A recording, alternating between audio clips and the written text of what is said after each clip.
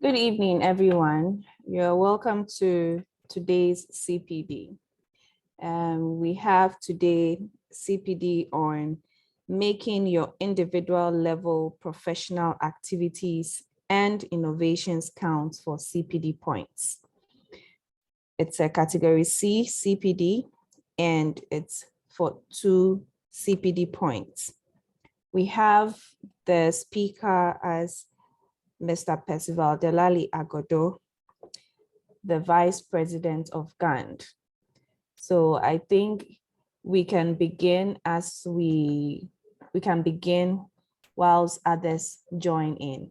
The recording of this CPD would be made available on our YouTube page, and the attendance form will be posted sometime between 5 and 5:30. So please let us take notes.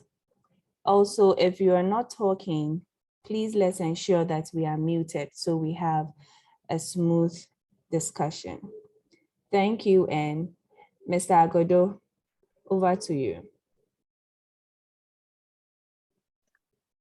All right, so now, good evening, good afternoon to everyone on the call. Can you see my screen, please? Yes, we can. Okay. It's always a good thing to be invited to speak to issues that are emerging, that we are all negotiating, we are all learning, we are all finding our feet on, and we are all trying to appreciate. And so when I saw that I was the one to talk on this topic, I asked myself 3 questions. Why me? How can I get this through? And what do I have to say? But after careful consideration and careful thought, the answers to those questions were simple. Why not me? I definitely have the answers, or some answers, to some of the very teething questions to people. And I know that by the time we are done through this conversation, we shall surely all come to a shared understanding on what our CPDs should be and how we should accumulate those points. Senam, guide me here. Is it okay if I just continue, or we should wait for a few more people? I see that we have just under 20 people also, or 30 people. Yeah, we are 28 on the call. I think we can go ahead. Okay. Yes, we can go ahead so that we don't keep those who've already joined waiting. Excellent. So then the people on the call get to do the wonderful conversations. There are 27 of us minus me, so 27 of us. If you can hear me, give me a hi on the chat. Hello. Give me a hi on the chat, or use the what's the name?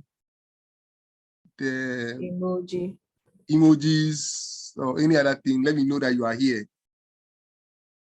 If I can't see any indication that you are here, I'll probably mention your name out, like somebody who is called Infinix Note 5.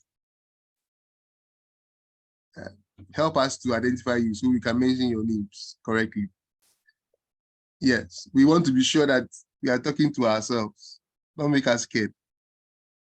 All right, so Infinix Note 5, please change your name. So Gloria is here. Who else is here? Oh, nobody. The rest are just present out. If you are here, just help me know that you are here. People are commenting in the chat. Oh, good. I need to go to the chat. Jonah is here. Lydia Menu is here. Excellent. Eunice, Rejoice, Selena, Evelyn, Kath, Christiana, Venice, Elsie, Paul. There are people in the chat. Yes. Excellent. This is beautiful. So once I know people are here, I want you to do one more thing for me in the chat. What is the first thing that comes to your mind when you hear the word CPD? Just put that, the first word that comes to your mind, put it in the chat. Okay, it can be a phrase. Let's see what comes to our minds when we hear the word CPD. Somebody says AHPC. I'm sure that is Sanam. New knowledge. Eunice Beku says new knowledge. Yes. Anybody else? CPD. When you hear CPD, learning. That's Aduma. Beautiful. Let's hear more opinions and more entries. Learning, more learning, more learning. Professional development. Yaya. Thank you, Yaya. Thank you, Joyce. Learning. Professional growth. Evelyn. Development. Is this CAF? Somebody is called Eunice. Professional training. Sharing of ideas. Wonderful. Franklin. Capacity building. Auntie Christie, Professor Christie says capacity building. Yes, professional development. Elsie. Bernice, professional training. Okay, semantics with words. Acquiring new knowledge and sharing of experiences. Compound interest. Wow, I don't know what that means, but Infinix, you have to help us. I don't know what compound interest means when you say CPD. Unless there's a different kind of CPD, maybe you should help us. Yes. So let's see how many more words. Refreshment of knowledge. That's wonderful, Al Hassan. So what comes to mind when you hear the word, or when you hear the phrase CPD? What comes to mind? At least nobody has written continuous professional development yet. So that is good. Yes. Career advancement. That's from Derek Odro. That's wonderful. Acquisition of knowledge, Belinda. Excellent. Excellent. Excellent. Excellent. I want to allow some more time for a few more people. What is that first word that comes to mind or that first thing that comes to mind when you think about the acronym CPD? Acquisition of knowledge. That's the last one from the entry. That's wonderful. So essentially, we are all looking around new learning, new knowledge, development, growth, sharing ideas, as in capacity building. Now, all of these things are excellent thoughts. Are excellent thoughts. I am also very happy to note that nobody here thinks about the CPD points first when they think about CPDs, and which is a good thing, which is a very good thing. Good, good, good, good. So let me just continue. Acquisition of knowledge is there. Excellent. So let's do a quick recap. Sometime last year, I had the privilege to do a similar presentation on what the new guidelines of our CPDs mean to us as dietitians and nutritionists. And to be honest, what I'm going to say today, part of it is not too different from what we have already discussed in the past. So let's see those of us who actually remember the things we said in the last CPD. Now, your ability to remember will demonstrate the growth, the development, the continuous learning that we have all mentioned in the past. Somebody says, that is Pearl. Pearl Banza says sharpening of skills. I agree. CPD sharpens our skills. Okay, so what do we remember from the last time we had this engagement on CPDs? You can either raise your hand and be called and speak, or you can put it in the chat. Anybody? The last time we spoke on what the CPDs mean to us, what do you remember?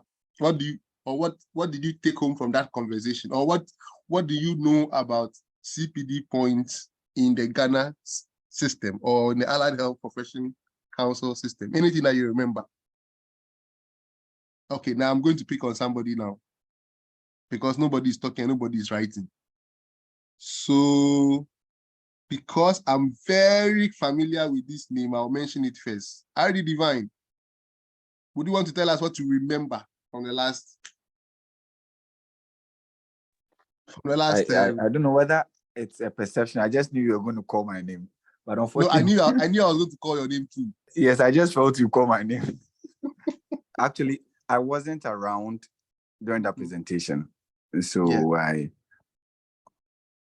So I'm sorry, I wasn't around during that presentation. That's fair. Okay. So let's see.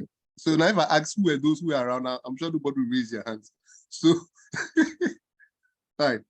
I remember that you said CPD is not only about accumulation of points, but learning of new things. Oh, Ari Pearl, hey, nutritionist Pearl, thank you very much. That is very true. We said so. So the CPD is not about the point, it's about the knowledge. I agree. Anybody else wants to share? We're just recapping. There is no right and wrong answers, really. What do you remember? Now, or what do you already know about the CPDs that we run in Ghana at the current? Anybody? I am going to pick up on a lady now. So a lady should be ready to hear her name. I want this to be as interactive as possible. And the interaction only counts when you are talking. If you're not talking, then it means I'm going to pick on you. Who is this? Who is this? Who is this? Okay. I am casting my net wide and I can see a name that starts with. Okay. Yahaya has put something in the chat. CPD points for PIN renewal is based on 3 categorizations. Wow, that's true. 3 categorizations. Thank you very much, Yahaya. Anybody else? Am I seeing a hand up? Okay, so there is a name that starts with S and it's a female. The other room, sometimes the internet can. So I am thinking that Chika is willing to tell us something about what she knows or recollects about CPD points or CPDs Ghana in general.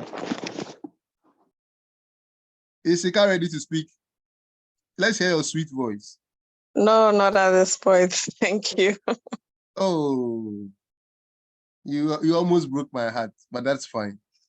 All right, anybody else? Okay, so that's fine. Yes, Benny says the CPD helps in renewal of PIN to enable us to practice. That is true. Wow. I'm really excited about the responses I'm getting so far because then I get the impression that many of us on this call have the understanding that the CPD is not just about the points, it's about the growth, the learning, the improvement, or the self-direction and the self-enhancement that comes with it. Which is a very good thing. Very, very, very good thing. Okay, but let me just quickly go through a few of the things that we said in the last meeting. We said that the CPD generally is how professionals maintain and develop throughout their career. And this definition is actually provided by the Healthcare Professions Council of the UK, and this was published in 2013. And they say that, I mean, it ensures that we retain our capacity to practice safely, effectively, and legally. Those are 3 very important words. Safe practice, safely, effectively, and legally. Now that's because if you fail to practice safely, you endanger the lives and if you like futures of your clients and probably their families. And if you are not effective, you will soon lose relevance. And if you are not working legally within a legal framework, you would equally lose your financial, both your financial earnings as well as your freedom, because you could actually end up in jail for deciding not to practice legally. So what CPDs do to help us to achieve these 3 things: practice safely, practice effectively, and stay within the legal remit of our profession. And the legal remit of our profession is actually defined by this wonderful phrase that we call the scope of practice. So that even though the scope of practice is changing and improving and enlarging, we are aware of the remits, the limits within which we can work, and we are able to work and stay within those remits and stay away from prison, away from courts, lawsuits, away from the I want to say the guilt of being the cause, or as it were, the source of pain and displeasure for other people, particularly your clients, who are our core and our most favorite persons. Now, somebody says, The CPD helps us to know or learn about current knowledge or literature around our clinical practice. Yes, how do you know? That's very true. It also, so it helps us to learn. It helps us to build on what we already know. Because, like I said the last time, times are constantly changing. And in fact, there's a suggestion that the body of knowledge doubles every 7 years.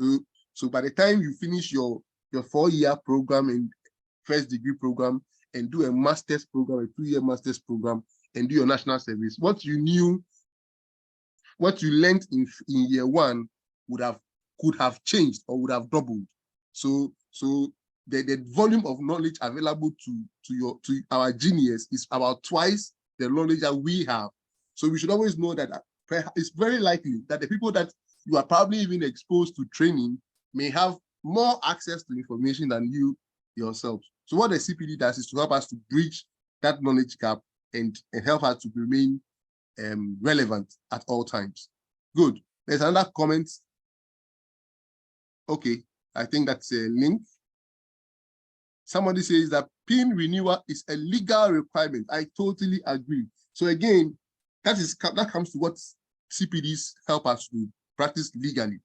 So the requirement of the law is to say that you have the state's approval to, if you have a PIN, a valid PIN for that matter, you have the state's approval to exercise the profession of nutrition or dietetics to people who live and work and stay or who are residents in Ghana. And within the jurisdiction of Ghana, you have the autonomy, which is very important, the right to decide whether or not to apply a given intervention based on your professional practice and experience. Now, so that's what we said from last time. The other thing we said is that this CPD is based on at least 5 principles. The principle of personal responsibility. So at all times, let's remember, this is what I would want us to remember and not forget, that it is our responsibility as professionals, personal responsibility, to ensure that our knowledge is updated. It is not just the employers, it's our own responsibility.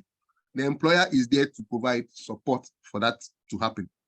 Then 2, the principle in CPDs and lifelong learning for that matter is that your learning should be beneficial to your service users. So you have no business, in my opinion, going to do a course in CPDs in the lab if it has no bearing on your clients or your service users, or going to do a CPD on mathematics or computer science if it has no direct bearing or no bearing at all whatsoever on your practice. So it has to be beneficial. But of course, that is not to say that you cannot do some selected CPDs from the lab or in computer science. In today's AI world, it may be very critical for dietitians to have some basic computer programming skills. And these skills may actually become very useful to ensuring that we can properly do data mining and data programming when it comes to there are some interactions. Okay, thank you for muting. So it may be very relevant, like I was saying, to learn some skills in different areas of life. But then the bottom line or the principle in CPD and lifelong learning is that whatever you are learning or whatever you put on yourselves to learn must be relevant to the people to whom you directly provide service. The third principle is that it must improve the quality of service delivery. So your CPD must just do that. It is not just that you have learned the thing, but it must improve your quality of delivery. So if 5 years ago or 10 years ago, we used to say that cassava is not good for a diabetic, there is no justification after all the years that we have of CPD engagement to still maintain that recommendation in the light of the evidence of glucose, glycemic index and glycemic load. And so if you are still stuck to the old ways, and unfortunately there are several of us which I'm very shy to admit, who still use, but thankfully that is not a lot of us, who still use the very old diet sheets that have been printed. So you take the diet sheet and then you just continue to write 6, 2, 4, 5. No, you want to, because we know that personalization of care or individualized care is critical for better outcomes in our patients. Then there is the fourth principle, which is the principle of balance and relevant to each area of practice or employment. So you again, it's about ensuring that you have a good balance of your skill set. So you know you have a strength in one area, you have a strength in dietetics, and you are not too strong in community health, or if you like, public health nutrition. And your work has that blend of clinical dietetics and public health nutrition. Your goal for CPD should be to enhance your skill set in public health nutrition, which will mean that in that year, you would want to target courses that will build your capacity better in public health nutrition, and not to neglect enhancing your skill in clinical nutrition as well. But then your focus may be to achieve a balance of sorts. Then the fifth principle is that it has to be recorded, documentation. Without documentation, your CPD is as good as not done. So documentation is critical. You can do all things. In fact, there is this mantra in healthcare: if it is not written, it was not done. So if it is not documented, it is not done. You can go and sit in the most expensive conference in the world.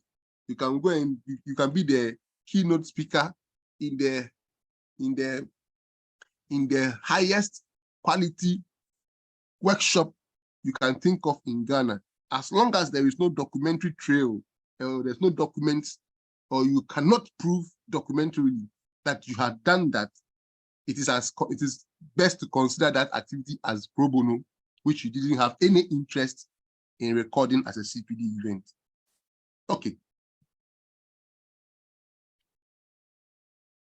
Oops. I seem to have, okay. Now, but all that I have said is just to come to this slide to say that CPDs for us as professionals does two things. It drives improvement, and it helps us to meet our responsibility to achieve professional standards, which are set by both the regulator and the professional body. So the standards are, there are standards. The regulator expects us to maintain some standards. The professional body, which is Gand, also expects some standards. So there's a code of ethics, there's a scope of practice, there's a scope of professional practice, and those are all documents that are requiring of us some level of professionalism. And these are, CPD helps us to achieve just these two. Okay, now, so to today's conversation, what are CPD points then? We know what CPDs are, we have discussed them. What are CPD points then? Generally, points are units of measurement. CPD points are measurements. And what they help us to do is to quantify and track our professional activities. So so the reason why we are interested in points is because that's how we demonstrate that I did this and and it's worked so much. So just by looking at the points, other colleagues are able to measure what level of knowledge or skill or competence you are likely to have achieved because of the quantum of the points that is awarded to it. Now, but commonly, points are used to encourage lifelong learning and continuous development. Now, until 2013, 2015, thereabout, the Allied Health Council came to force in 2013, but until 2015, we didn't really care about CPD points because nobody required it of us. But once the points became important, and we all now know that it is tied to your promotions, your promotions are related to your salaries and your incomes and benefits, now it's become more relevant to people to acquire these CPD points. But it is not just about amassing points, and I'm glad somebody said that in the chat. The point is not that, oh, I have 20 points or I have 100 points. No, the point is that I have, even if it is 10 points, but there are points that are relevant to what I know.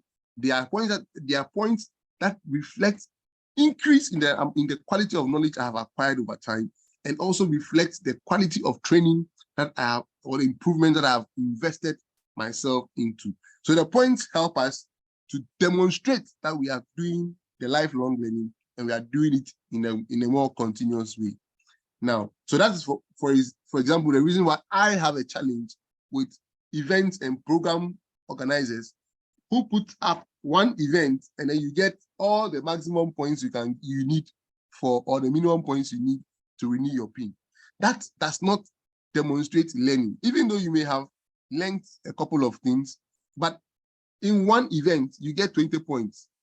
What are the chances that you actually you retained even 50% of the things you learned in one event? It's usually very difficult, very impossible. So CPD points usually are things you do over a period of time. And usually that is, yes, is there a question? Is there a question, please?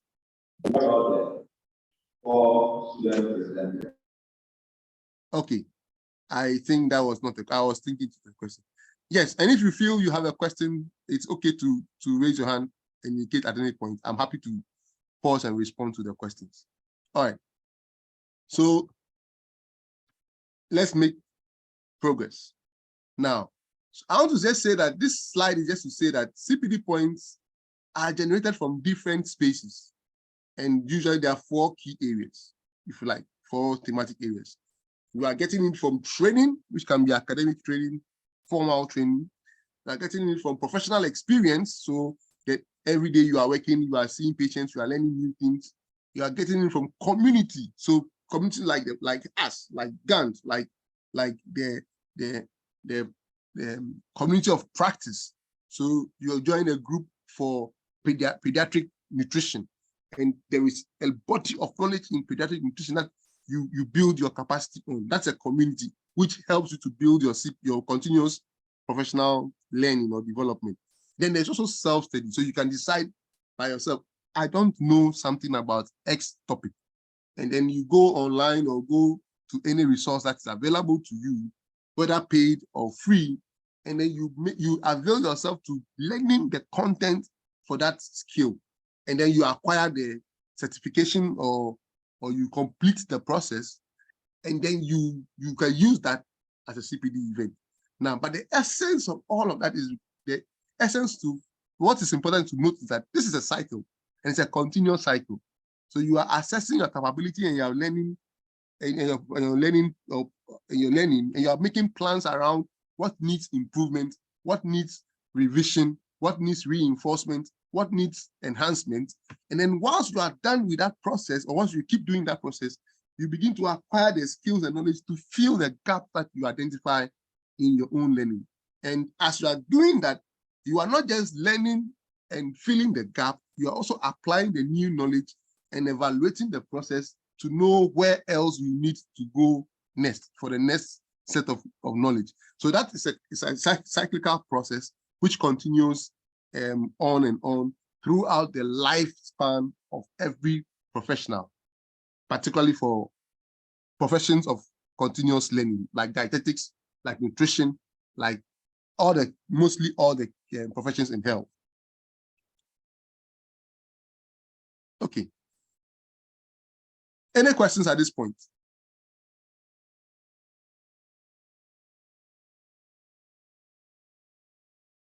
Great.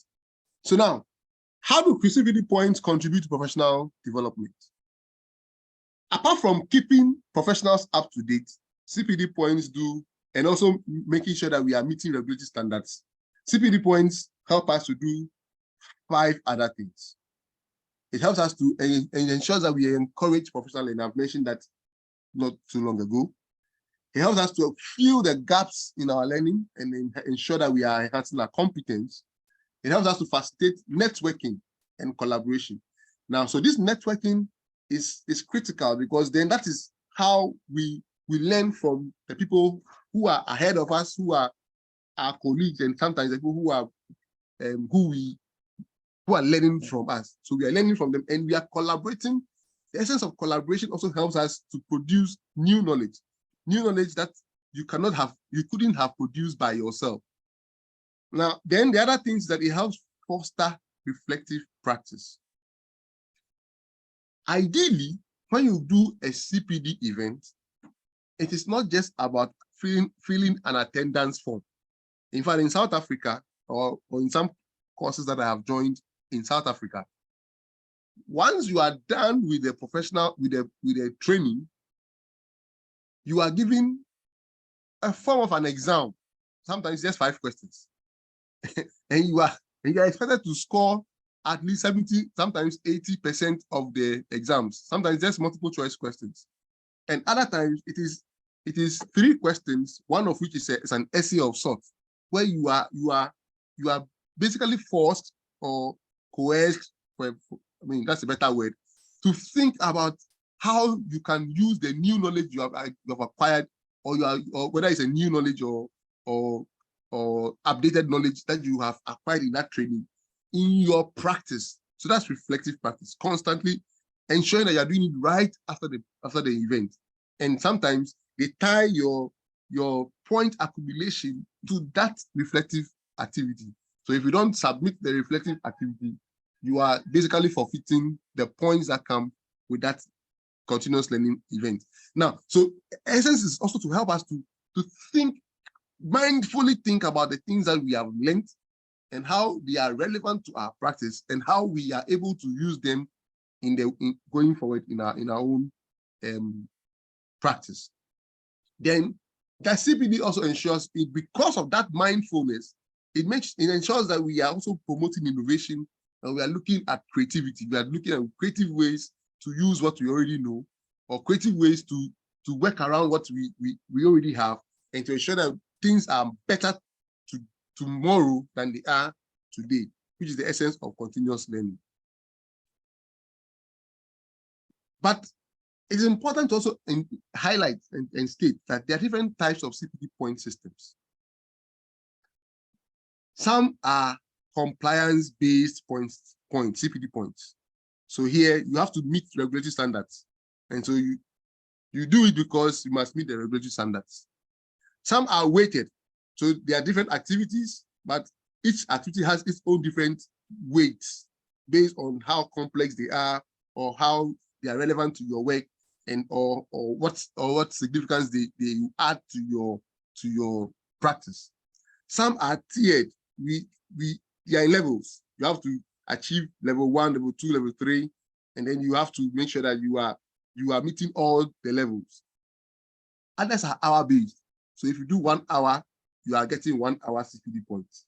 If you do 3 hours, you are getting 3 hour CPD points. That's how some others are. And others are outcome-based. The focus is more on what impact that CPD is having on your practice, rather than on the knowledge you have got, the impact you are having. So what the systems are measuring are the impact, and you have to demonstrate that as a professional.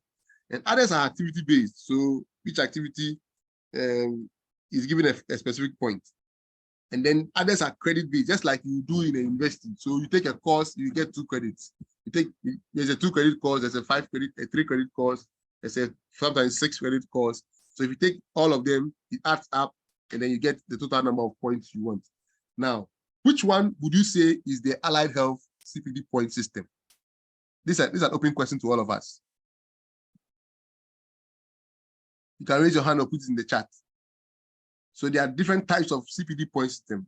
For the CPD points that the AHPC uses, which of them would you say is the one we use in Ghana? Hello.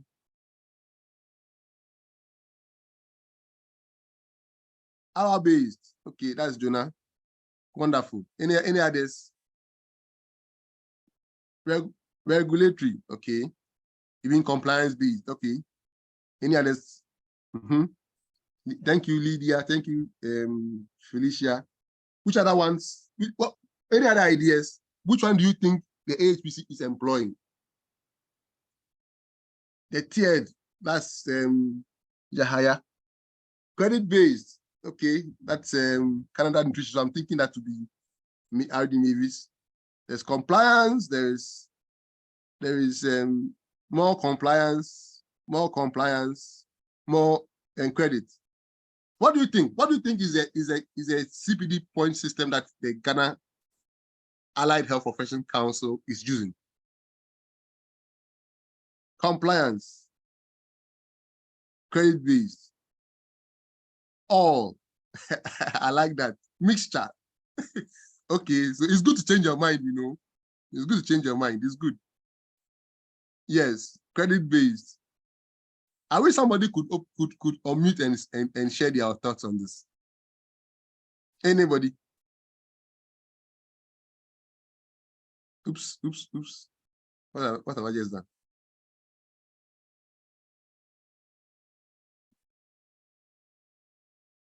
Good. So compliance. There's a lot of compliance. How do you know? So people are changing their minds now. All. That's good. All. They are trying. Interesting. They are trying. Mixture. Now, I think that in the allied health, I think we have a mixture of everything. We have elements of all the different sets of them, except the hour-based CPD point system. So it just turns out that if you have an event, in fact, but for COVID,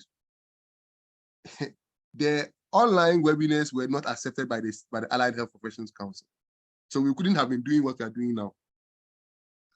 And even whilst we are doing this one, if you spend an hour, it doesn't really give you, the points you get is not 1 hour, 1 credit hour. They are actually looking at the activity more than the time spent on the activity, even though they consider the time spent. So if you have an activity that you're able to run in an hour, you are probably going to get 2 points. If you have, but then it is definitely not outcome based, because at the moment we are not measuring the impact of what the work your CPD is having on you as a person and your work. That is not what it's doing. But it's a mixture of tiered, because we have the ABC. It has a credit system, because then you need to have points for each course, each activity that you do. And then it has the compliance, because then there is a minimum you must meet at all times. It's a compliance. You must meet it, whether you like it or not. So it's a mixture of, in my opinion, 4 things: the compliance, the activity, the credit, and the tiered. And weighted, because then some activities have more points than others. So a CPD points activity on like this one is 2 points. But if you joined the Gand Cpd, the Conference on Nutrition and Dietetics, you are getting up to 10 points for that 3-day event. So that is a weighted system, which is very important for us to know. Now, but whichever system that is used, the goal is simple. The goal is to incentivize and to track our professional learning and development. At the end of the day, whether it is weighted or tiered or 1 hour based, what it really seeks to do is to track our learning and to incentivize us or motivate us or to push us to learn and learn on a continuous basis. Now, good. So let's talk about the AHPC point system. I know we all know that there are 3 categories. Is that a question? I'm happy to respond to it. Okay. So we all know about the AHPC point system. We say that 3 categories. So there are the tiers, A, B, and C. Category A and B and C. And let's see if we all know the difference between the categories. In the chat, help me to identify which category this is.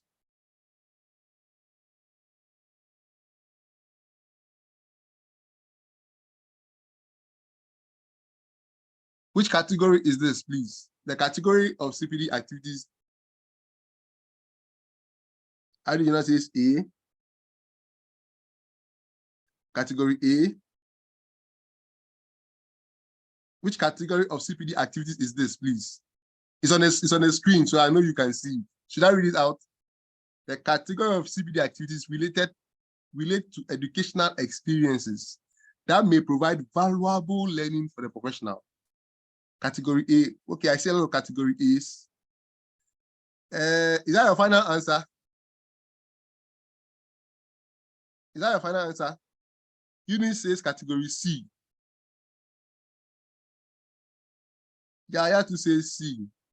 But I think the A's are dominating.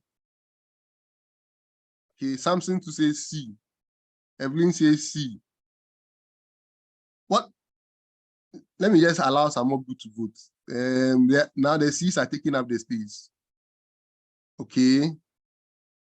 At least nobody said B yet, though. Category C. Rita says C. Hikimatu says C. Emilia says A. Oh, is either A or C? Wow. Then the B is so clear that it doesn't confuse us. That's fine. The answer is category C. That is a definition from the AHPC guidelines. So the category that focuses on activities related to educational experiences that may provide valuable learning for the professional is a category C. And the minimum or the minimum percentage points you must acquire from there is 20 points. 20%. You should account to 20% of your CPD points. What does that translate to? 20% is equal of 20 is what? In our case, that will be how many points? Let's see the mathematicians.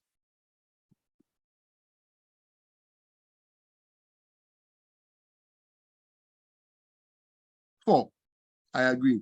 It's 4 points. So we just need 4 points of activities that are just educational experiences, which are not necessarily professional based, but they can be important to improving our learning.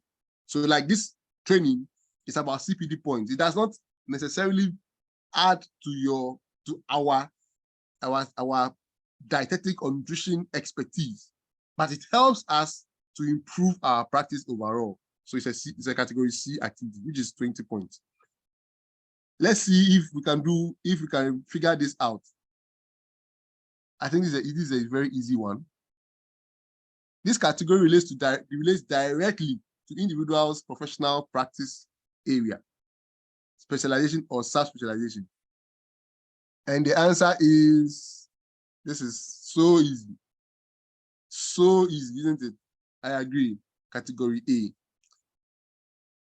It's category A. And that should account for the bulk of our categories of the CPD points we must acquire.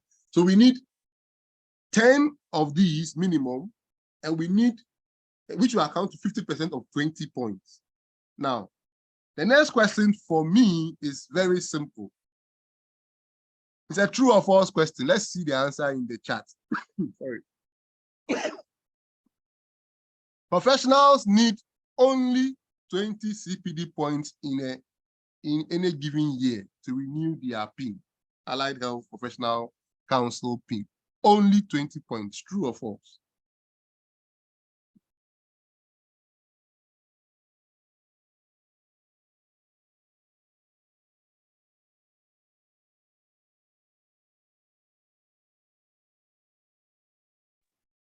Okay, wow, interesting.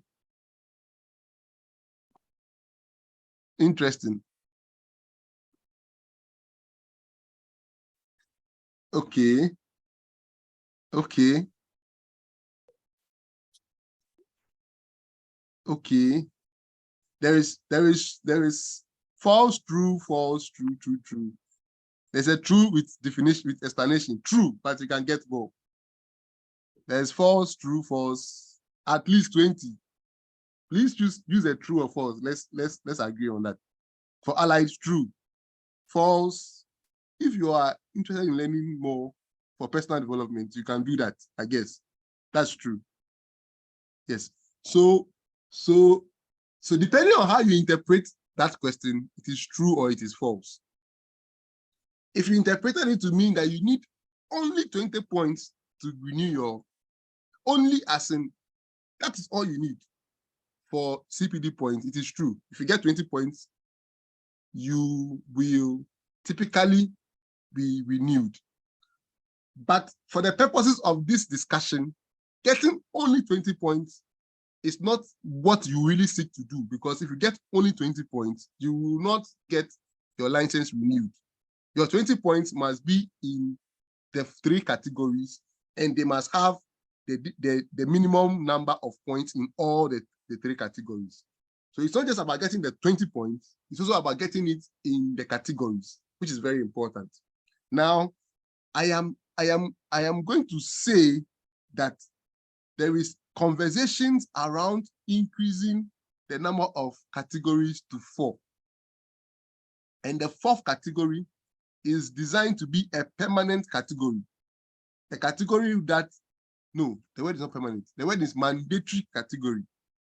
It's a category that you must necessarily have. Whether or not you have all the other categories, if you fail to have that one mandatory category, you will not be able to renew your HPC PIN. And that category is a category related to professional membership. By law, you can, for anybody who practices a profession, you must be a registered member of a professional body once that is available in the country. So before now, there was no professional body. So we are not under obligation by law to be members of a professional body. So we didn't need to provide that. But once Gand has been registered and is now recognized by the state as a professional body, it is actually mandated by law to be a member of Gand. So the time is coming that Gand will begin to go after people who are not registered members of Gand. And we can actually sue you and recommend for your PIN to be revoked, because you don't have the legal requirement, one key legal requirement to practice the profession of nutrition and dietetics in Ghana, which is there. So which law? So it is the Professional Bodies Act 143, NRCD 143. I can show you a copy of it. Okay. Now,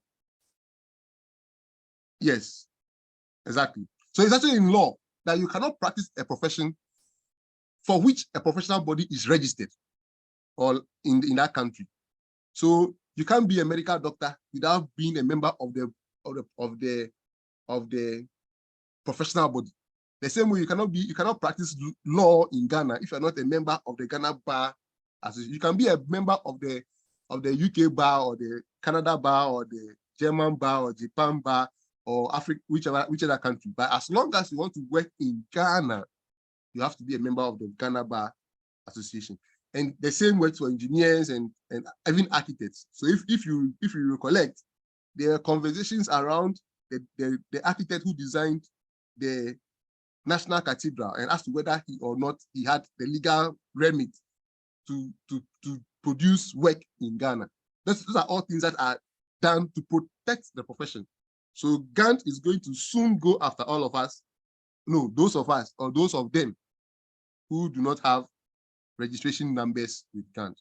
So that's very important. So that's the 4th category that is going to be introduced. And that's just information heads up. So why is a delay in this? I can answer that. So in Ghana, the wheels of justice grind slowly because the actors need very clear directions from their superiors. And as long as the superiors have not yet given that direction, it is usually safer to wait for that indication, that red light or that green light to take action. But yes, that conversation is done.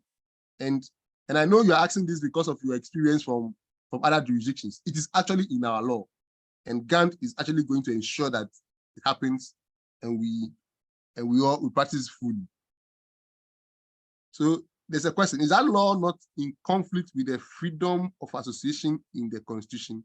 So freedom of association is for associations.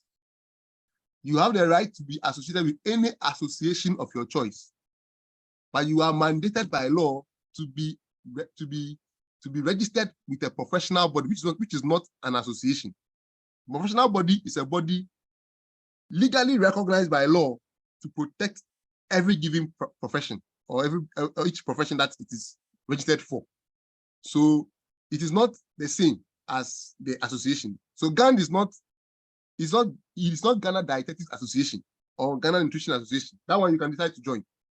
Or what's the name? Nutrition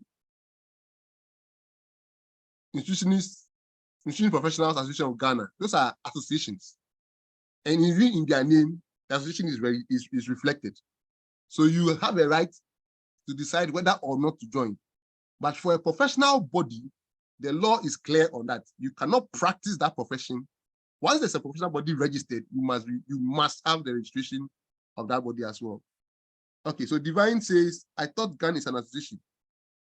So the AHPC is not the professional body. The AHPC is a regulatory body. That's a confusion that even sometimes people who act in AHPC also have. The AHPC is a regulatory body. That's the regulator. The regulator is the one who sets the rules, the laws, and ensures that we follow the law. The professional body is the one who sets the remit of the profession.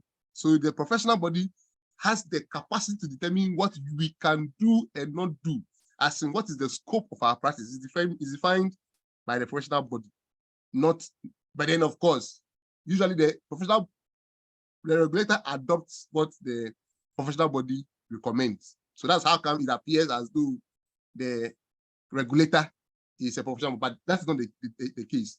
There are different things. The regulator follows the law that demands the license. The professional body demands it is the professional body that actually issues the registered dietitian status or the registered nutrition status.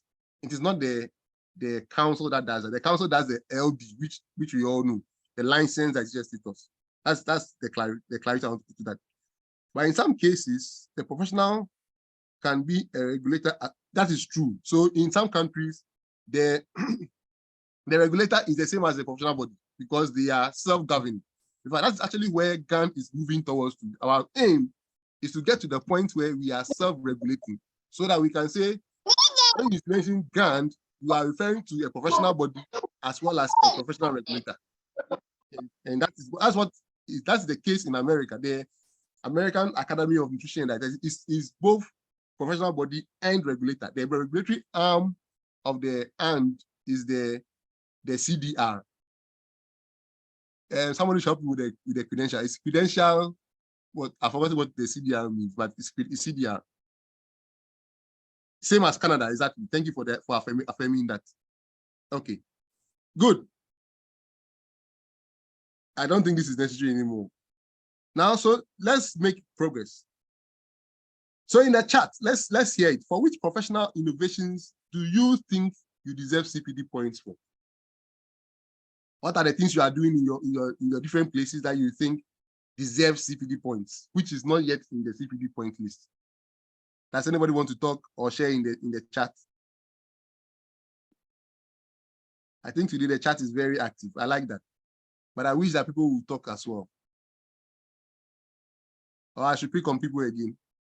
It's not very nice when I do that, but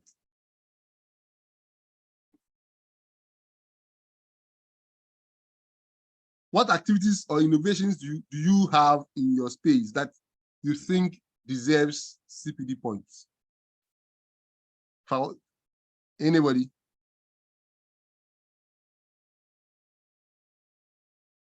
Management position like HOD, okay. Samson, would you want to explain that further? Why do you think so?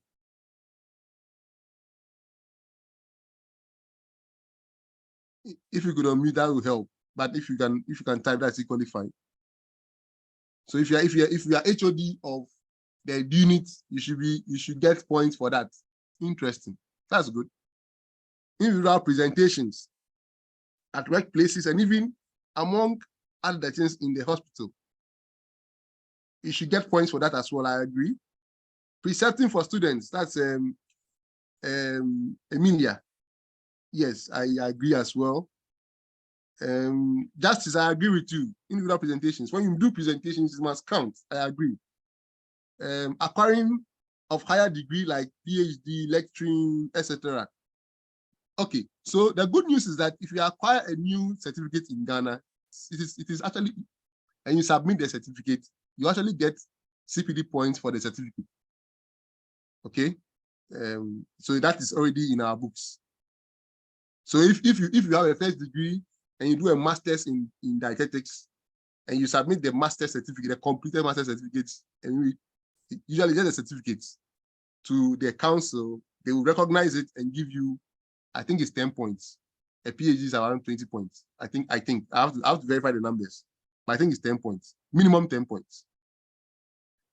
But in some cases, the professionals can be, yes, I think you've addressed that. So innovation, health food shop with access to dietitian with shopping. Okay, I see the pan there. Okay, so so if you have a health food shop and you have a managed by a dietitian, it should count for CPD points. I think we can figure something around that soon, hopefully. Yes, like the Ghana Academy. Sorry, I think I'm. Oh, thank you, Felicia, for answering that question. So the professional body of Ghana of nutrition and dietetics in Ghana is the Ghana Academy of Nutrition and Dietetics, which is the Gand, which is where we are now. Okay. Innovation. Okay, I think that's about the last one. Good. Now, I agree with all that you have said, but if you look at it critically, everything we have said, there's one more.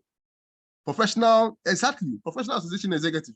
It actually counts as CPD points. In the current guidelines, it is there. You get up to 4 points for being a member of the executive or being a branch leader or a zone executive.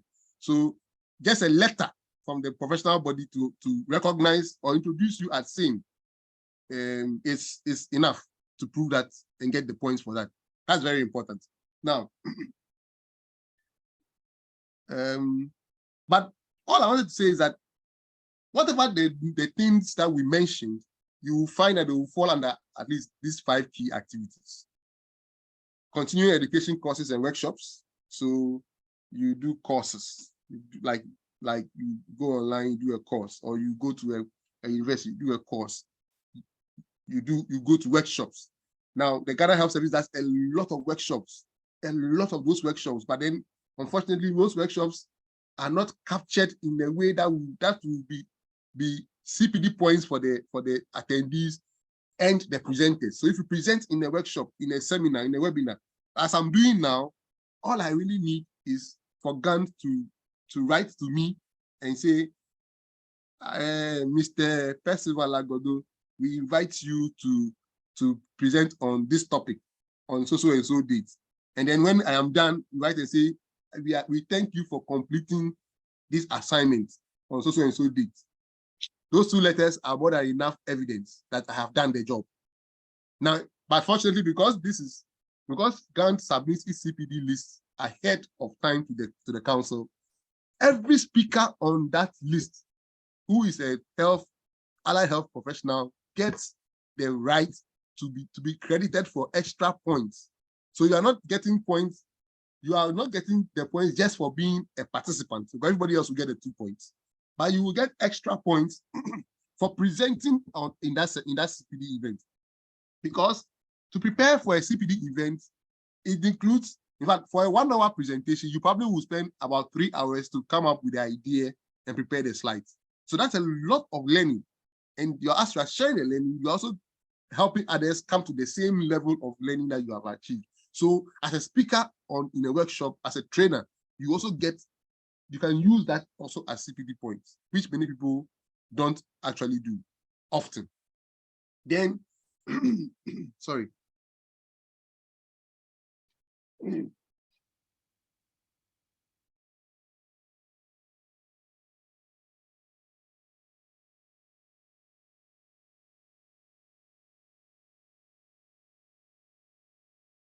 Apologies, I was getting dry.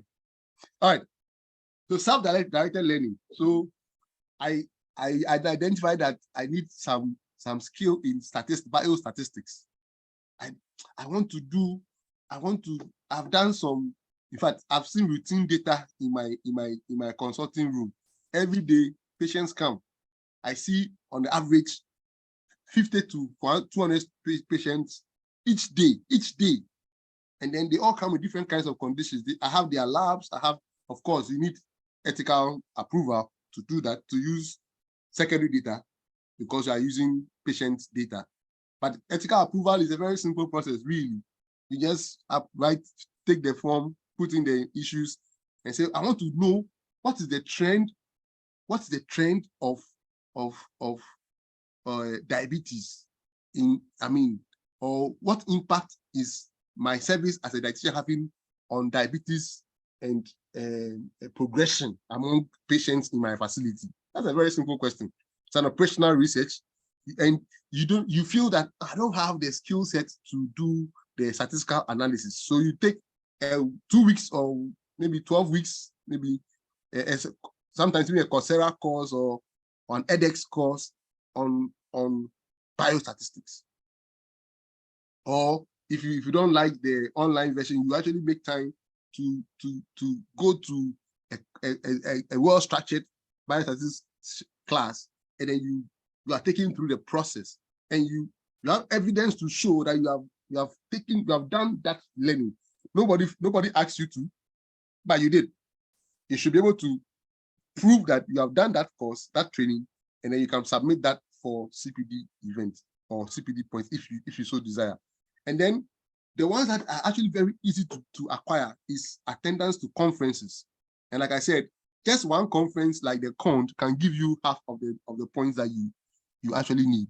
But the reason why it is so is because the conference is not just the 3 days. It's the body of knowledge that is available to you in that conference, and the access you acquire to the resources of the conference. They're like the conference materials, the book of abstracts, sometimes the presentations that are available, and the access to professionals or the movers and shakers of research in that field in the conference. So you get the networking events, the opportunities. So you get the chance to meet the professor who like I want to pick on RD Divine again. So RD Divine has a publication on glycemic index of Ghanaian staples. So he comes to make a presentation, and you get a chance to meet with RD Divine. Oh, this paper you have, I want to understand how you assess the glycemic index, because maybe the English in the paper is too confusing. You may get a chance to get direct explanation or access to these speakers and get the answers that you need. And that is building your knowledge. So conferences and seminars are excellent sources of CPD points. And then, of course, for those of us who have the privilege to get students assigned to us or to teach students, that process is also very useful to ensuring that you are getting the points that you desire. So all of these are sources of CPD points, which I believe if we maximize, we can make the most of the points that we desire. Now, but the hard truth is this.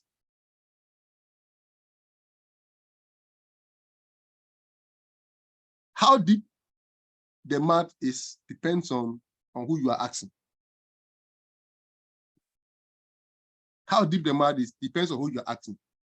For somebody like RD Prince, who is the chair of our practice and standards committee, a CPD on calorie counting may not be as relevant to him as a CPD on nutrigenomics. I mean, for a lack of a better example. But if he sat in a calorie counting CPD, he probably may be the expert on in that meeting. And so he may probably be the one sitting in the background and adding more flesh and content to the conversation. But in real sense, he may not really be learning a new skill. But if he sat in a class which is talking about nutrigenomics or nutrigenetics, which probably may not be his expertise, unless he has developed that over time, which I'm not aware of, that will make him more immersed in the learning. And that will mean that he will probably get more out of that training than from the calorie counting training or CPD. So that's what informed Gand's philosophy on CPDs for this year. We understand that we all don't have the same needs for CPD. As a matter of fact, the CPDs that we have even listed for the year cannot be the exhaustive list of all CPDs that people require. But what we try to do is to make sure that there's options to choose from. So that if you sit back and you look at the list of events that have been lined up for the year, you should be able to look up and say, I don't need this CPD. I don't need that for but this is relevant to me. That is relevant to me. This is relevant to me. And then you can just pull the ones that are very useful to your immediate practice. And remember, one of the principles is that your CPD must be relevant to your service users, to your immediate practice, and then attend those ones as higher priority CPDs. And the ones that are not higher priority to you as an individual, it's okay to audit them if you have the time, and so that you can enrich the conversations with your own expertise. But then your focus is to make sure that you are immersed in the CPD like the smaller puppy is doing, than just being exposed or part of the experience. Okay, there's a question in the chat. Let me see if I can pull that up. So I think Mavis says that nurses and midwives have a logbook which they use to renew their license. Can't we also do something saying, because like you said, Ghana has organized a lot of workshops, and as a matter of fact, Ghana Health Service also has a logbook for allied health professionals. It is just that many of us are not aware. And the Allied Health Professional Council also has a logbook that you can actually acquire. Now, the thing with the logbooks is that the logbook you are going to use must be accepted by the council. So the council actually has its own logbook, which it has designed. It's not yet widespread, but yes, Ghana Service has a logbook that all of us can use, and then you can just record it. And I think the key thing in the logbook is that you record the date of the event, the title of the event, the facilitators or the facilitator, and then you need to have the facilitator sign. Please correct me if I'm wrong. Felicia, is that correct? I think that the facilitator has to sign to show that you are part of that activity. So yes, like I said, Ghana does have a logbook. Felicia says yes. So Ghana does have a logbook that you can use. But to add to all that I have said, I just want to highlight that whatever activities you choose to do, it is not just about being part of the activity, it's about aligning those activities to your professional goals. So for you to do that, you need to first know what your professional goals are, development goals are.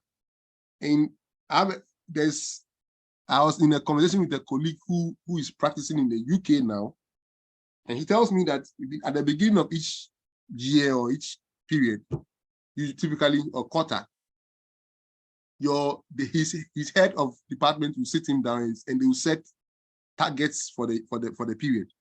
And then with those targets, there's also as part of the form a requirement for what new skills or new knowledge would you need to accomplish those goals. So that is intentionally preparing for professional development and setting the objectives and setting the goals for that. Then once you've done that, once you set the goals, it means that you have to assess your current skills and knowledge gaps. to know where you need improvements in. And then you have to now develop the plan to assess these things. And he was telling me that once they've completed that process, sometimes either you will find the course that you think is relevant to you, or your supervisor will find that course and recommend it to you. And it is worked into your day's work. So your week's work. So if you have to work 8 hours a day or 40 hours a week, the time it will take to complete that activity is part of your work hours, because you are basically giving time off work just so that you can focus on the CPD activity and get the knowledge. Because once you get the knowledge, you can be able to do that. Now, I think that is where we need to also make some progress in. We need to be able to get our members to come to the point where we can ensure that we can do these things within working hours rather than out of working hours, so that it will work, it will be work time and work time only. So you don't have to spend your private time to get professional development for your work or your organization, which is very critical. I think there's a comment. You have access to, okay, sorry. Yeah, so Felicia says the logbook must be signed by the recognized training coordinator in the region. Excellent. Yes, so the risks with the signing with the of CPD of the logbooks is that if everybody is signing, there's not from an accredited officer, anybody at all can write anything in the logbook, and then it will be presented. But it must be signed by an accredited person who has an accredited, whose signature is authorized for that purpose. So it's very important. Now, what I want to just add also is that once you have set the goals and you have developed a plan, you need to also ensure that you are living by that plan and you are doing documentation. Again, remember, once it is not documented, it is as good as not done, which is the key thing you should always remember. And some of the things that are innovative enough, which we've all mentioned already. So communities, we have mentioned virtual communities, even social media. You can actually have a very viable social media platform where you can do a lot of learning. And if we harness that potential very well, we can actually have, because you can have general clubs which is on social media, or which is on Zoom, or which is on Facebook, or sometimes Twitter, or sometimes LinkedIn.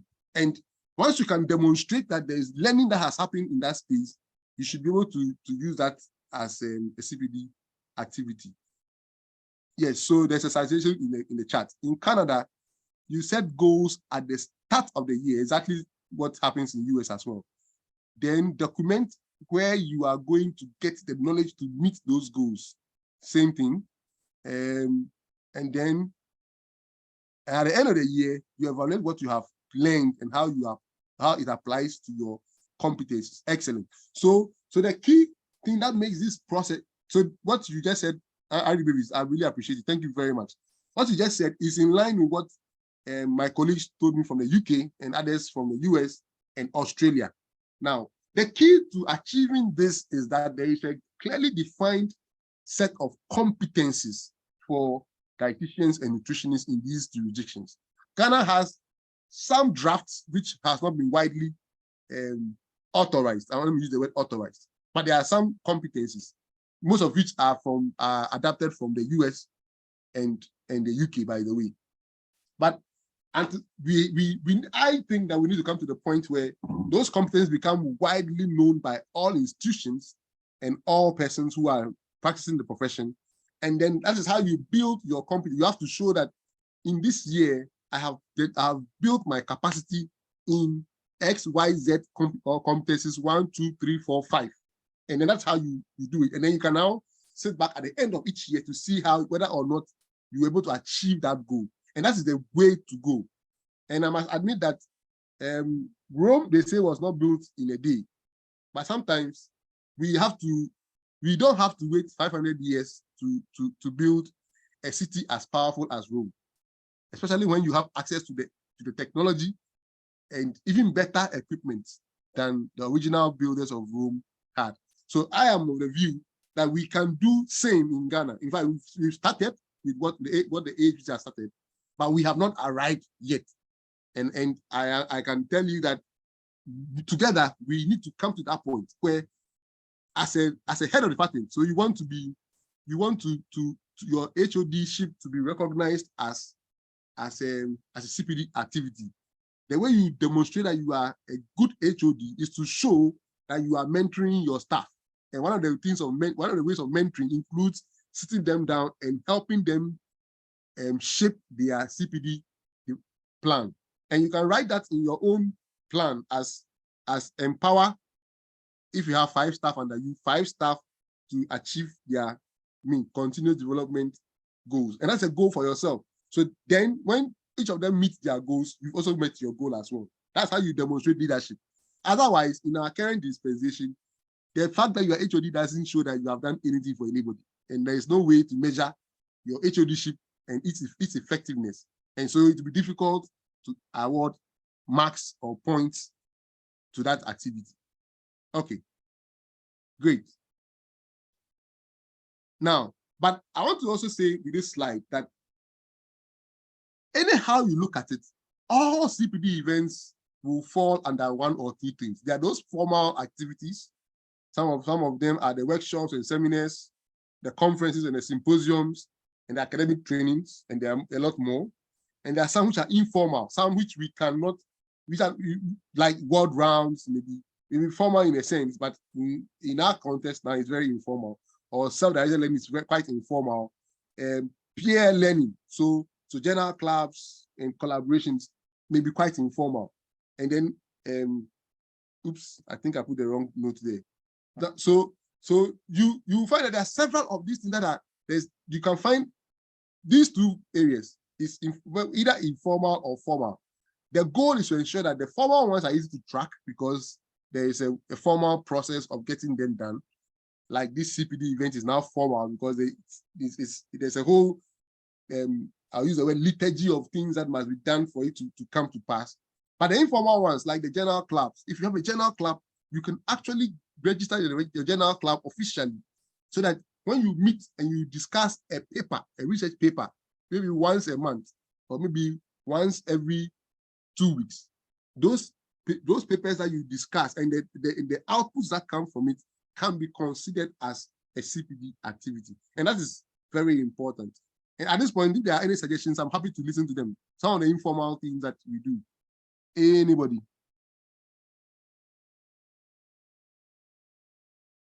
Okay, I've not heard anybody's voice for now. It's almost like a monologue, but I'm appreciating the chat section. At this point, I want to hear a voice so that I know that people are still here with me. Who is going to volunteer a voice for me? Or I should volunteer someone. All right, that's fine.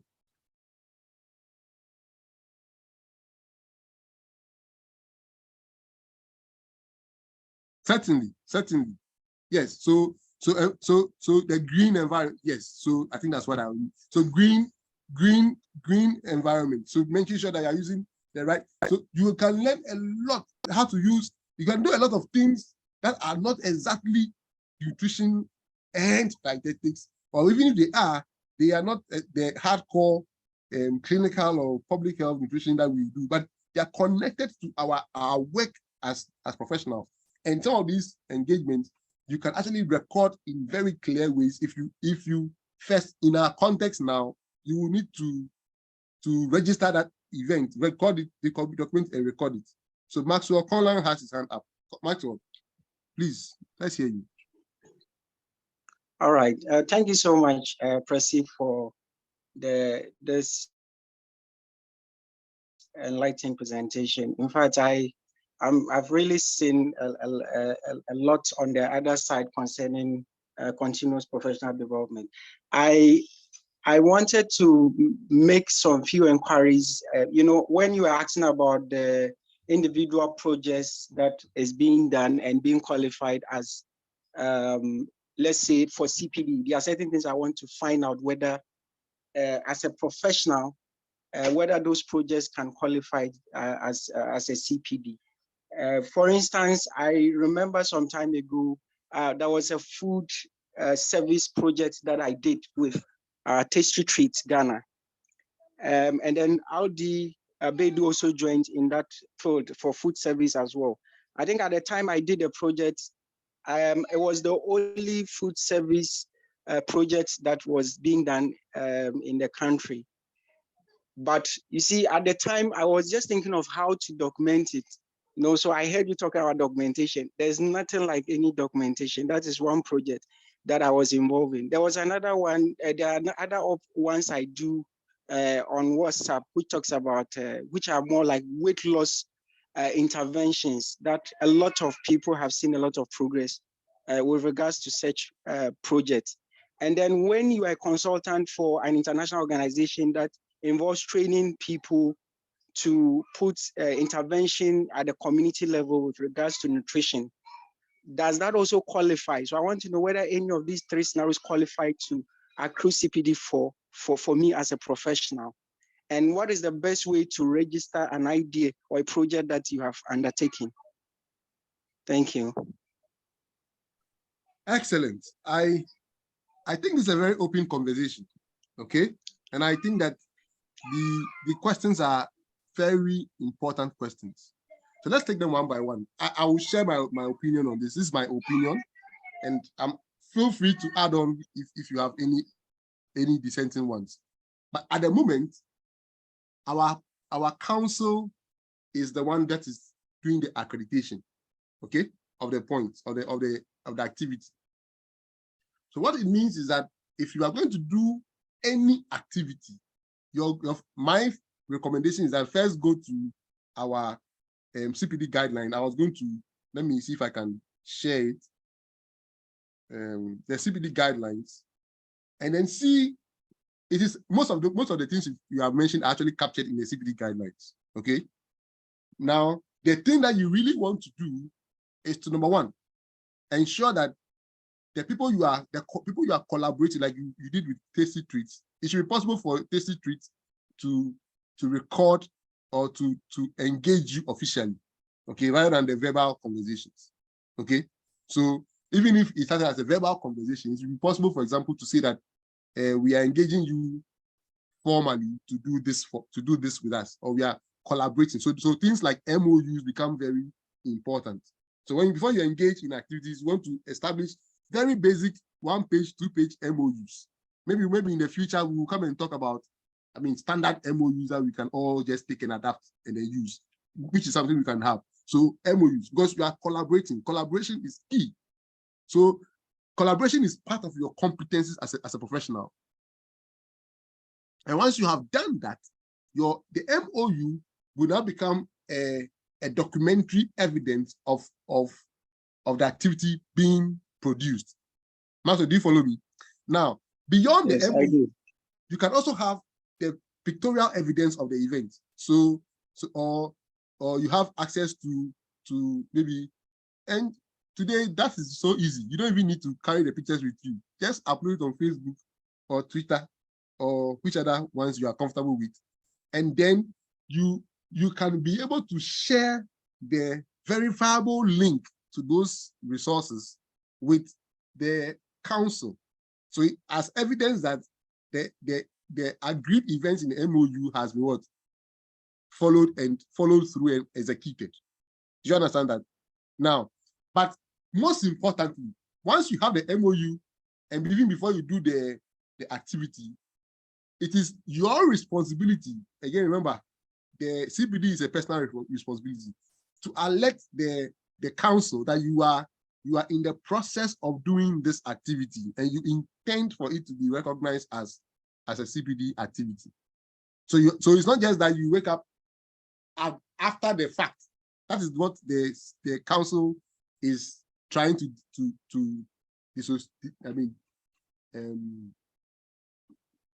not encourage. So they are saying that you are in the process of doing the thing, alert us. So an email to the CPD, the AHPC registrar, to say that I am Maxwell Conlan, my HPC number is so and so. I'm currently engaged in this activity which I intend to use to apply for. There's a 3-line email or something, and then you attach the MOU, and then you indicate the date of the event. And when you are done, you can actually just send a follow-up email to say, so this, thank you for. They may not respond immediately, but even if they don't, a follow-up to say that you've done this activity, you have a documentary evidence, be a video, a picture, or a set of pictures, or a few other things that shows that the activity was done, maybe a news item or a news feature. So even the radio events, that the radio engagements you are doing, they are all CPDable, if there's such a word exists, or CPD pointable events. So you just need to have that evidence that this activity happened. And then in the process of planning, you can submit it ahead. But even if you fail to submit ahead, you within a week, not more than a week of the event, you should be able to do that email or that submission, and then you follow up on it. Now, bear in mind that the HPC has its own processes it takes to validate that event, and then to verify that it happened, and then to assess its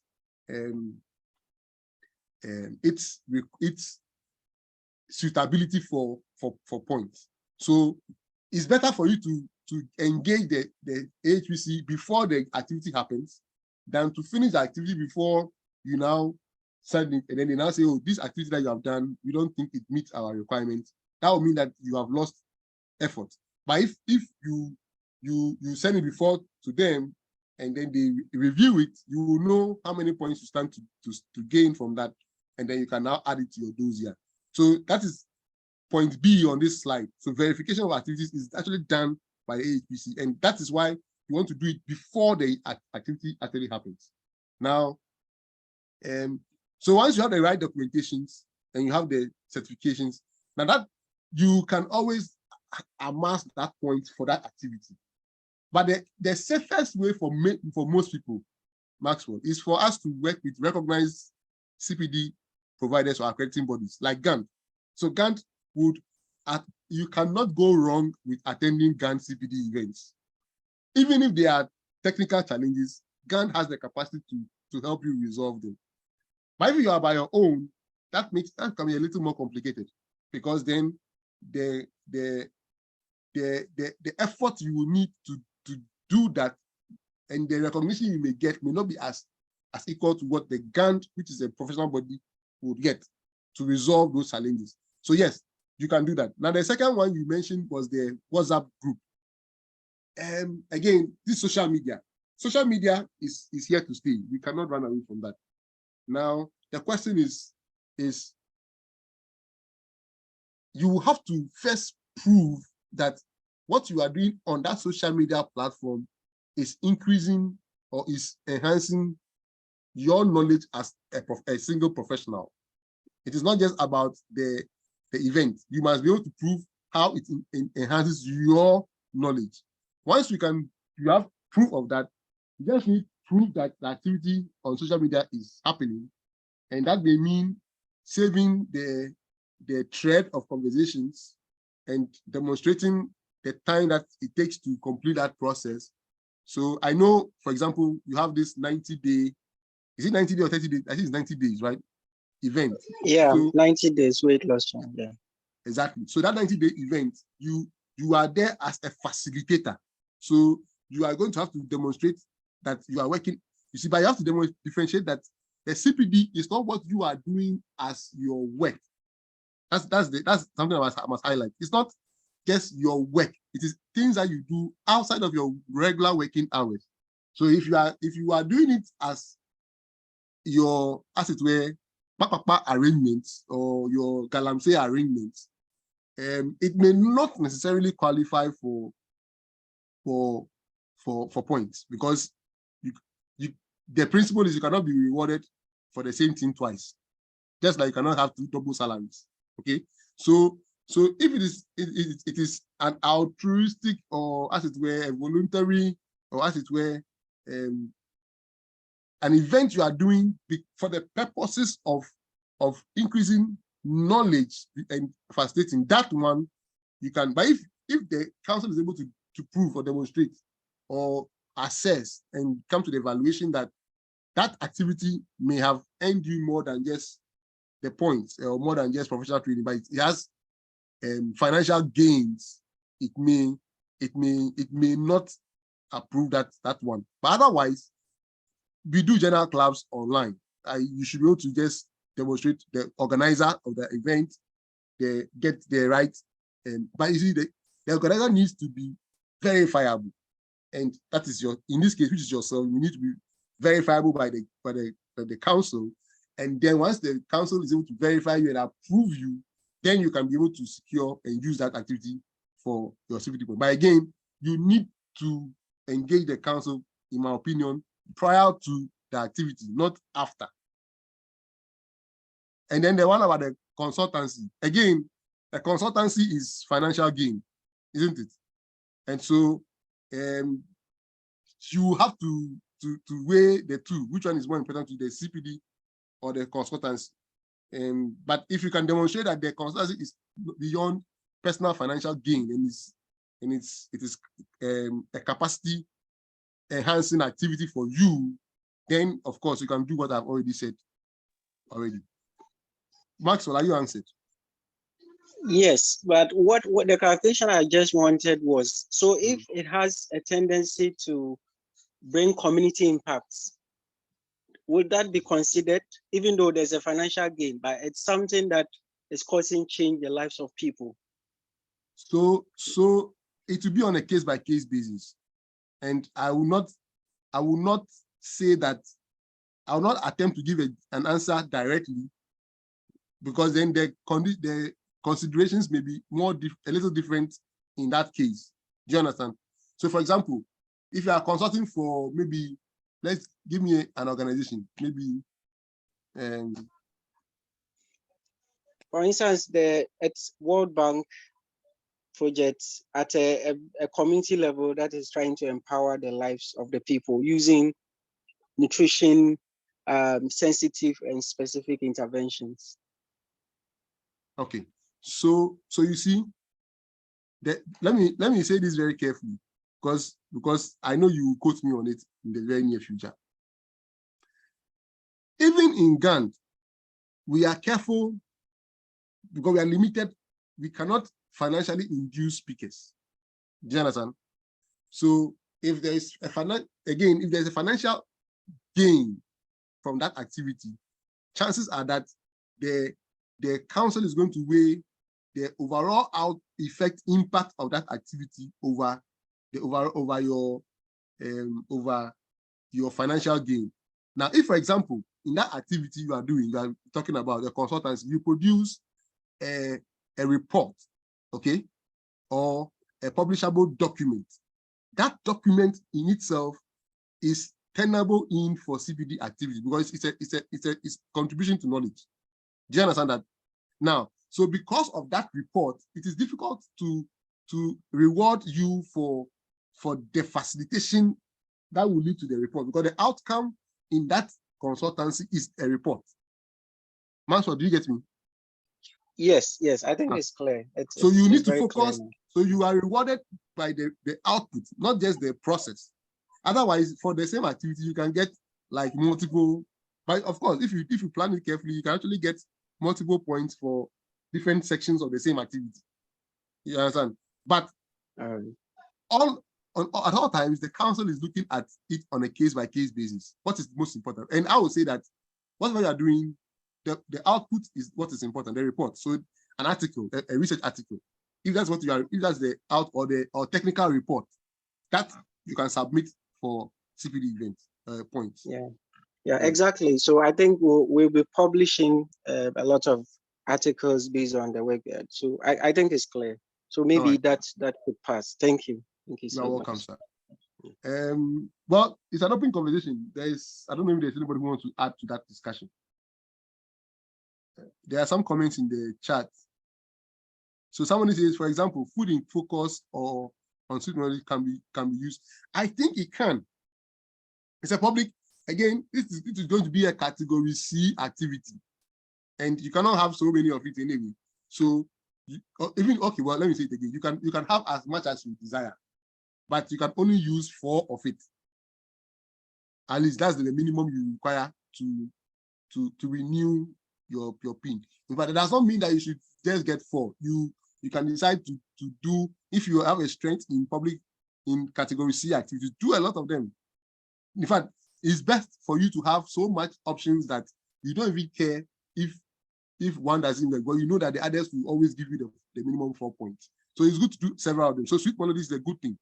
And radio engagement, just ensure that you get the right paperwork to show that you have been engaged, and then you are doing that, and you have the evidence to say that you have done that activity. Those are the 2 things. The first is the engagement, and then the second is the evidence that the engagement was executed. And then because you are going to present as an individual, make sure that you find a way to engage the. In fact, I actually have a suggestion on how to do that, but I'll show you when we get to that slide. But you document in such a way that you can demonstrate how those activities were implemented and achieved, and you have the link or the evidence to buttress that activity. I hope you answered Auntie Mavis. Then let me see if I'm capturing any more questions. With the street money program, there is no pay. Of course. So it's a, and you know, even I'm not a lawyer, but I know that lawyers have that requirement in their practice. So you must prove that you have done pro bono activities. So you could do some cases that you didn't charge for, but they are important cases. So what the lawyers try to do is that they go and look for a case that has high traction, and then try to achieve more than just the pro bono. They try to also get public advertisement, free advertisement, that, oh, I'm doing this case and I'm not taking anything for it. But then if they find out later that you actually got paid for that activity, you can get into serious trouble. I think that in recent time we know about news about things that like that have happened in the news. But yes, the idea is to be able to provide education to the public at no personal benefits to yourself. So the emphasis there is on increasing public knowledge, increasing public education. Once you get paid for it, like the way you go to maybe Barclays or Absa Bank, and then you do screen, they invite you as a consultant, and you do your screening and you charge them. That one is a consultancy, you have been paid for it. So if you submit it, chances are that if it's discovered that it was a service that you delivered, it is not going to, it's just like work. So your working hours as a dietitian or nutritionist from 8 to 5 is not part of your CPD events.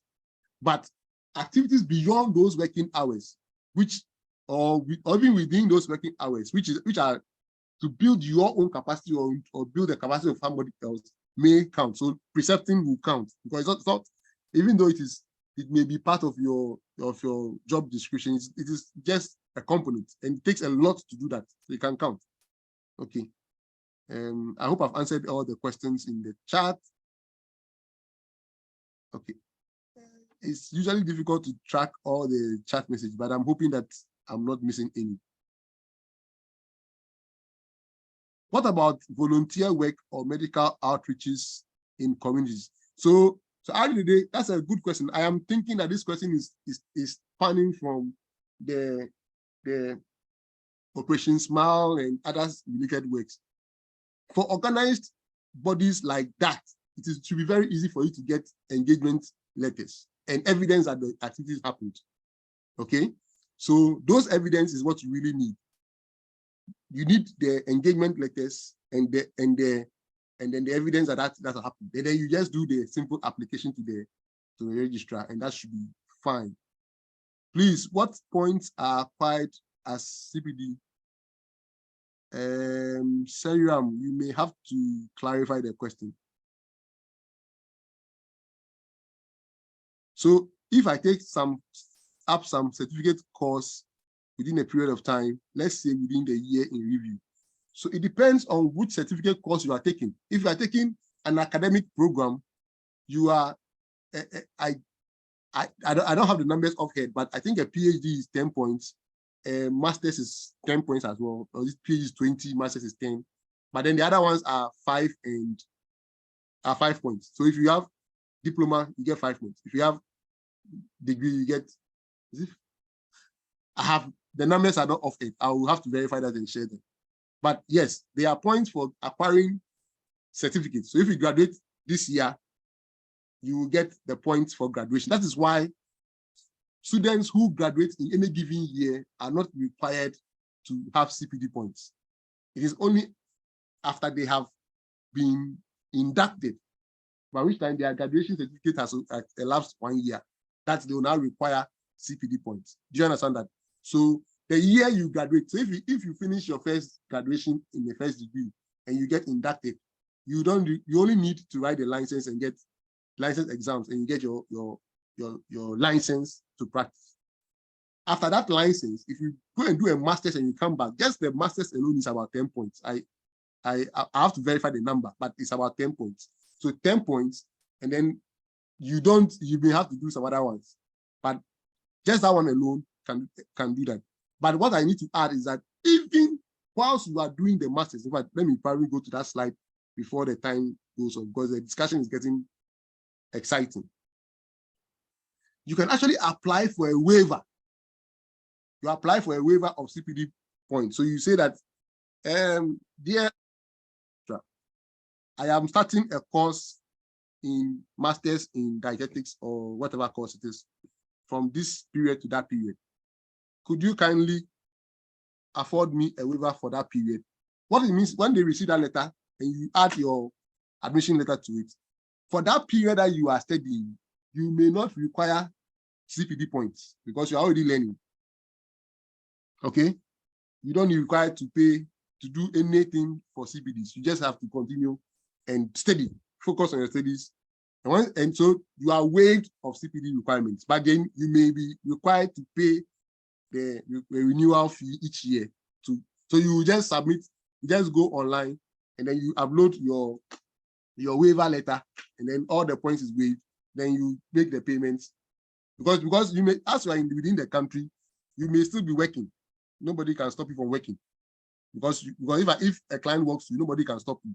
But you can go and work, but then you don't need a CPD point. So all those who are doing their masters, their PhDs, you can actually request for a waiver. Now, so I think that answers that question. Sarah, I hope you answered. Okay, I think I've exhausted all questions in the chat. It's just about 5 minutes more. I think I'll allow time for questions rather than going through all this again. I don't know any further questions. Please, my hand has been absent, and I don't know where I can talk now. Please talk. Forgive me. I apologize. No problem. Please, in your presentation, you made mention of we getting our CPD points from Gand. You said that is the best place we can get our CPD points. But my problem has to do with the amount of money we pay for CPD points. I don't know of my other colleagues, but then you pay for 50 cedis and then you get 2 CPD points, and you have to pay for another 250 cedis to get 2 cedis points, CPD points. Assuming you are supposed to use like 20 CPD points in a year for your PIN renewal, you're looking like about 500 or more just on CPD, excluding the renewal which you have to pay. I don't know whether something can be done about it, whereby we can just get maybe 1 or 2 CPD points and workshops or trainings like this, that we can get our CPD points and then we renew. Because I don't know, me personally, it's taking a toll on me, because paying 2 a 50 cedis for 2 CPD points here and there is not really helping. And then yes, please. Are you a registered member of Gand? Not really. So that is why you have that challenge. Okay. So there's some feedback in your mind. So I don't know.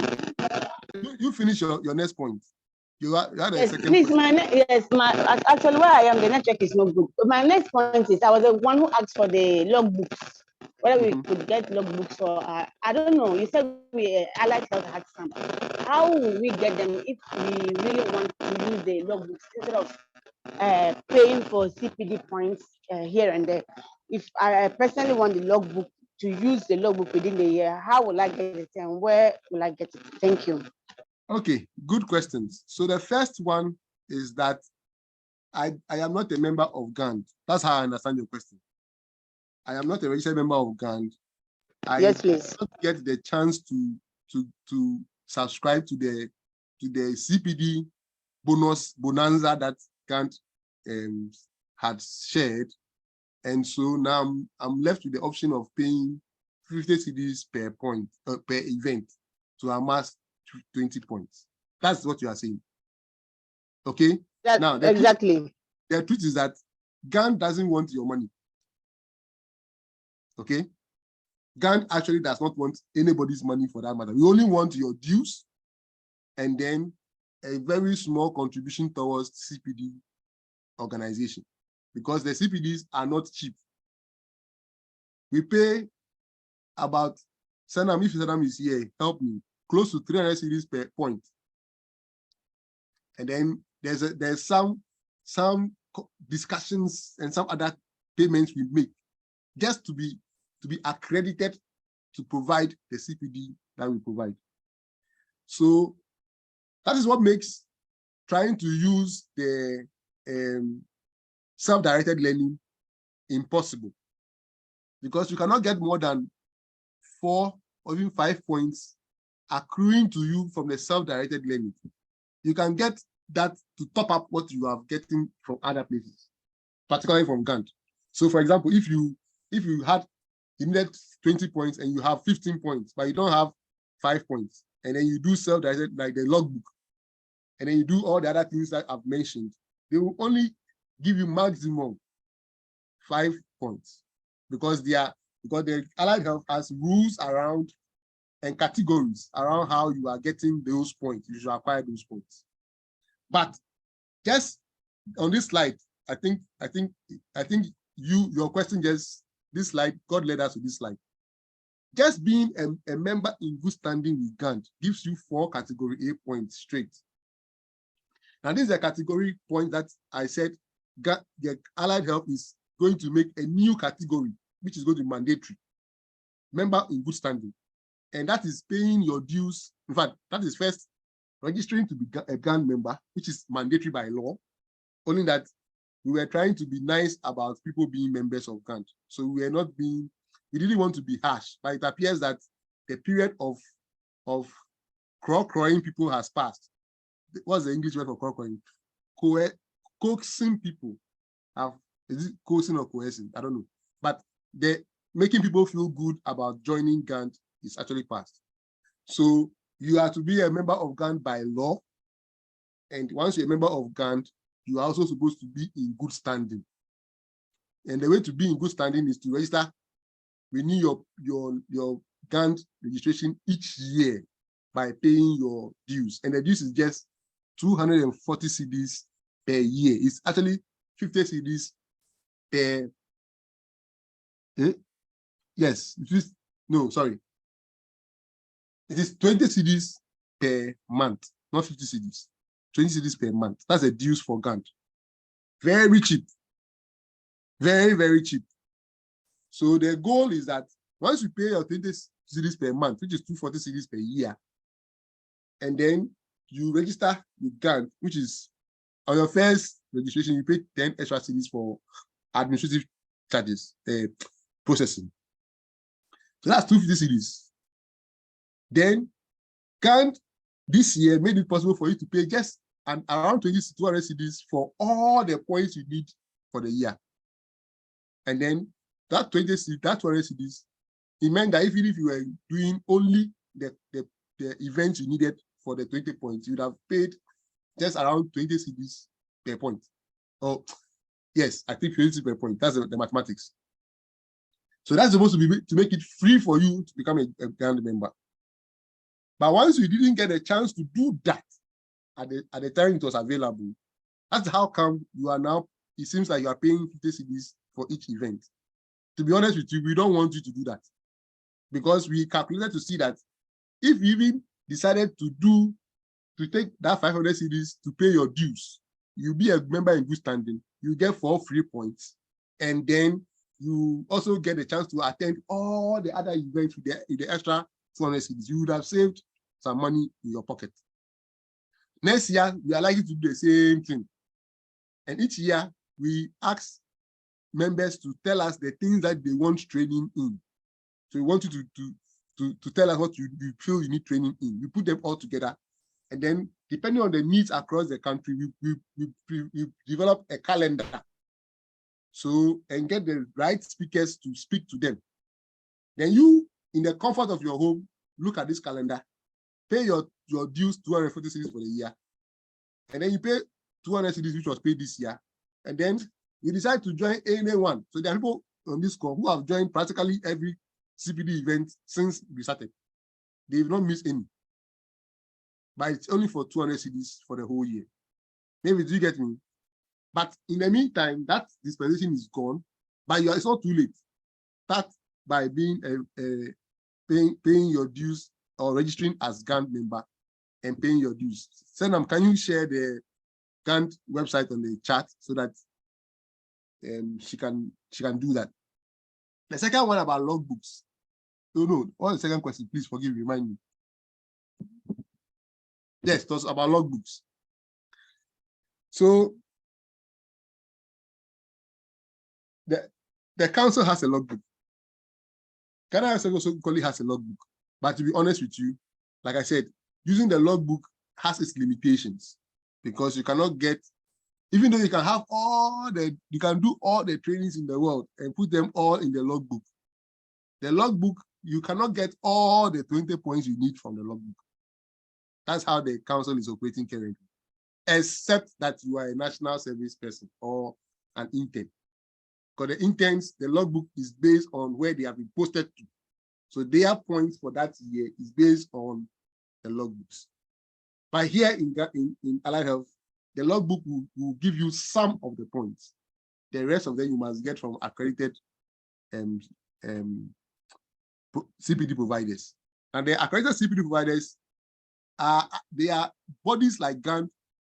They don't just get up and become accredited. We have to even go apply and be vetted and be approved and even pay registration accreditation fees. So even if you submit your documents as an individual, bear in mind that there are fees that you may and charges that may apply. So it's not as if when you bring the logbook, it is totally free. There are some fees and charges that may apply. And you may not also get all 20 points. Maybe is that your answer? Yes, please. Thank you very much. Wonderful. All right. So, when you have too many things to say and the time is really going against you, and the discussion is very important, you are torn between whether to continue or to end. But what I've learned is that saturation is also not a good thing. So I would want to say that thank you for your time. Thank you for your participation, and thank you for your questions. I will just show you one document, just one document, and that will be my final comment for this evening. So this is a template I received from a very good friend of mine from another jurisdiction, not in Ghana, and this is how they record CPDs that they have participated in, even in their hospitals and their wards. And I think that I'm going to highly recommend it to us to take note of this document. So these are activities you can do. So peer reviews, one-on-one sessions, appraisals, you write the date, you write that you describe the activity, what was learned. So this will force you to do reflections. And then you put a link to the evidence. So if you have pictures or Twitter handles or Twitter links or Facebook links or YouTube links, you put them there so that it can be verifiable. Then research and clinical audits. These are very important conversations. So you have a paper. So RD Conlan, you write a paper on the consultancies on infant feeding in the first 1,000 days of life in a district in Ghana. Put a paper there, describe what it's about, maybe an abstract, then you add the link to the resource. In fact, for papers, you need to actually submit a copy of the full paper. So you want to, if it's not a free text paper, you want to add the link to a free text or a copy of the full text. Then you give a lecture, you do a presentation like I'm doing now, write and put today's date, July 26th. I spoke to Gand on this topic, and and then I take a recording. So there's a recording of this meeting. I put the link to the recording right here. And engaging students in training. So you are meeting students. So you have to be intentional about the process. And then you put the evidence as well.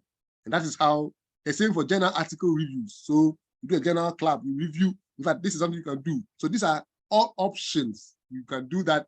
Keep a good journal. This is a document, the metrics you can use, and to help you. You're a professional body. You are a member of the. This for the BDA. So, like I said, this from UK. Or you are the zonal secretary.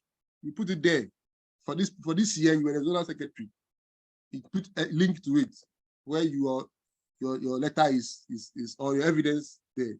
Then maybe all of these things, external councils, conferences, and then all that, you put them there and then you keep record of it. That will be the final comment for me at this point. And I thank you all for your time. And thank you for your attention. Senam, advise me on what to do next. Thank you all very much. Over. Okay. Thank you very much, Percy, for the presentation. I think because you did both, you answered questions whilst doing the presentations. I see that someone's hand is up, so I think I would allow for that. And afterwards, if we don't have any more questions, we will close the session. Yes, Alexander, kindly unmute and speak.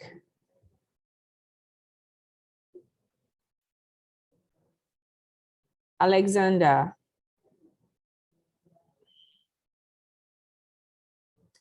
Okra Kwabena Alexander, please unmute and ask your question.